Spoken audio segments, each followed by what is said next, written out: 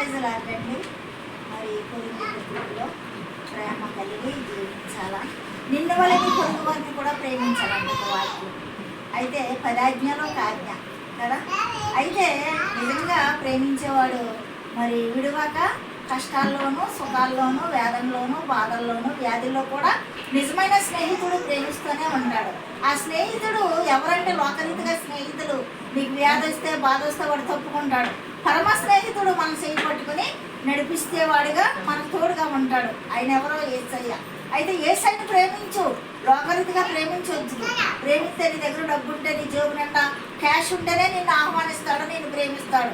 లేకపోతే నీ దగ్గర ఏమీ లేకపోతే నేను చూసినా మొహం కింద గట్టికి వెళ్ళిపోతాడు. అయితే మన దేవుడు అలాంటి వాడు కాదు. పేదరికంలో ఉన్న, వ్యాధుల్లో బాధల్లో అవమానంలో ఉన్న నిన్ను ప్రేమించి నేను ఒక దరికి చేర్చే దేవుడు. అయితే నిజమైన ప్రేమ డంబంగా ఉండదు, అహంకారంగా ఉండదు. ఇంకా ఏంటి, ఆ ప్రేమ తొనికిసలాడదు.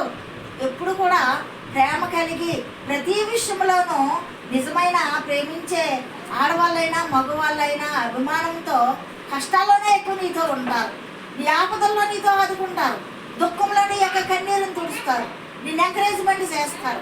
అలాంటి స్నేహితులను వేరపరుచుకోవాలి. కానీ నిన్ను అవసరానికి వాడుకుని నిన్ను ప్రక్కకు తోసే వాళ్ళని వాళ్ళతో నువ్వు స్నేహం చేయొద్దు.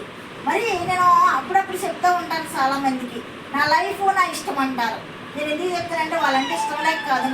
నువ్వు జాగ్రత్త, నీ భవిష్యత్తు, నీ పిల్లలు, నీ భర్త, నువ్వు అనేసి నేను చాలామందికి కౌన్సిలింగ్లు ఇస్తాను. అయితే వాళ్ళు ఏమంటారంటే, కొంతమంది లోకరీతిగా ఉన్నవాళ్ళు నా ఇష్టం నా లైఫ్ అంటారు. వాళ్ళంతా అయిపోయినాక దుఃఖంలో కలిగినప్పుడు నీ మాటలో గుర్తొస్తున్నాయి సిస్టర్ అంటారు. అంత అయిపోయినాక ఎందుకు? ఎవరైనా మనల్ని హెచ్చరిస్తుంటే మరి ఆ మాటకి మనం లోపడాలి. మంచి మాటలు అయితే దుష్ట స్నేహము మన చెడిపేస్తుంది, రాంగ్ రూట్లో తీసుకెళ్తుంది.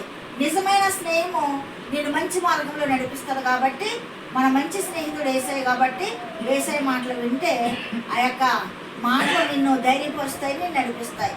ఈ వాక్యం దేవుడు దీవించుగాక. సబ్స్క్రైబ్ చేయండి, లైక్ కొట్టండి, మీ స్నేహితులకు షేర్ చేయండి. అన్న మినిస్టర్ గురించి మీరందరూ ప్రార్థన చేయండి. ఆమేన్.